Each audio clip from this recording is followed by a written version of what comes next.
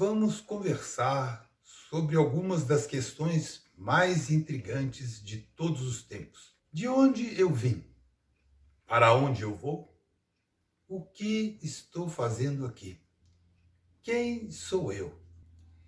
Estas questões atravessam a história da humanidade, a história do ser humano desde os seus primórdios. Porque imagine, o homem das cavernas convivia com seus companheiros.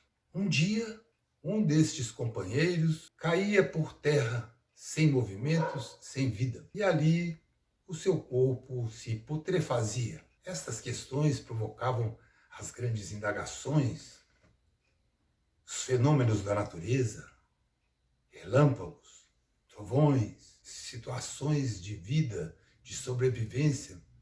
Tudo isso intrigava o homem das eras ancestrais. Mas estudos arqueológicos demonstram também nas paredes das cavernas em algumas regiões do mundo, chamadas pinturas rupestres, certos desenhos, certas práticas como colocar a caveira de homens à porta da caverna, como que para protegê-la, ou desenhos que indicavam a percepção de seres diferentes, de visitantes desconhecidos. Assim, de uma forma mais imaginativa, nós remontamos a estas épocas primeiras. Nós vamos verificar que estas questões sempre fizeram parte da reflexão humana. Na Grécia Antiga, por exemplo, nós vamos ver fenômenos muito interessantes.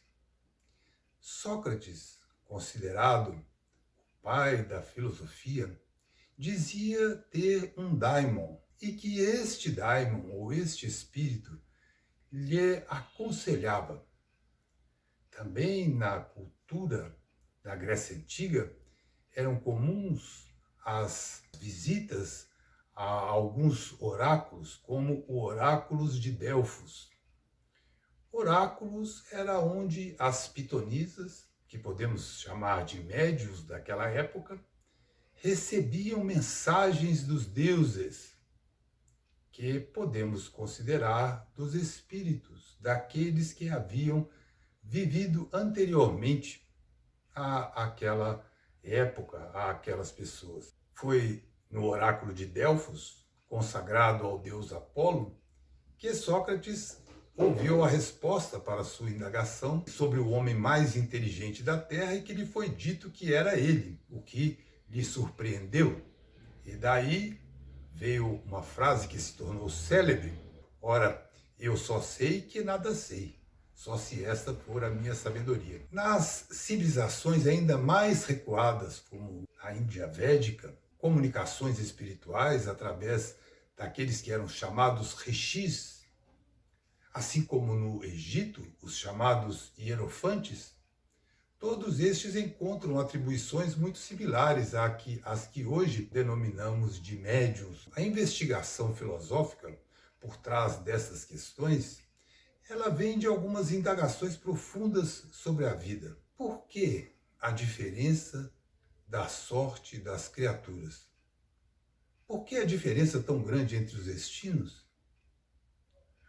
Umas pessoas nascem em berço de ouro, outras nascem com as dificuldades para as coisas mais simples, como locomover, alimentar-se. Qual é o propósito da minha existência?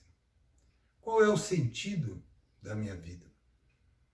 Ora, essas questões são fundamentais para nós quando nós refletimos sobre depressão, sobre ansiedade, síndrome do pânico e outros transtornos de saúde mental, transtornos emocionais, porque quando nós não somos capazes de responder a estas questões, nós somos invadidos por uma série de inquietações. Uma delas é a de nos sentirmos injustiçados ou de nos sentirmos privilegiados.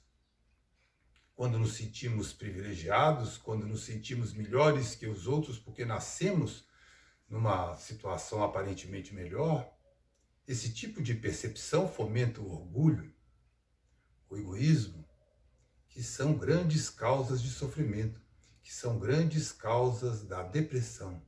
Porque quando eu perco a conexão com o outro, quando a minha vida não tem um propósito que agrega valor à vida do outro, dos outros, progressivamente eu vou fechando-me em mim mesmo. E ao fazê-lo, eu deixo de estar em contato com grandes possibilidades do meu ser. Possibilidades de conexão espiritual, de conexão emocional. E ao longo da história nós tivemos várias abordagens muito interessantes a esse respeito. Esses elementos são muito importantes e são centrais na jornada da cura holística. Porque se nós não entendermos a nossa natureza espiritual, se nós não entendermos que a existência tem um propósito evolutivo, tem um propósito transcendente, nós tendemos a viver de uma forma muito difícil, porque temos que encarar a finitude. Então, quando não entendemos que somos espíritos, acreditamos que morremos, que desaparecemos, que os nossos entes queridos se vão para sempre, que a vida acaba sendo uma sucessão de perdas. E em muitos casos, existem pessoas que, diante destas reflexões, acabam por cometer violências contra si mesmas. O sentimento de injustiça, o sentimento de abandono, pode nos fazer nos colocarmos na condição de vítimas, na condição de impotência perante a vida,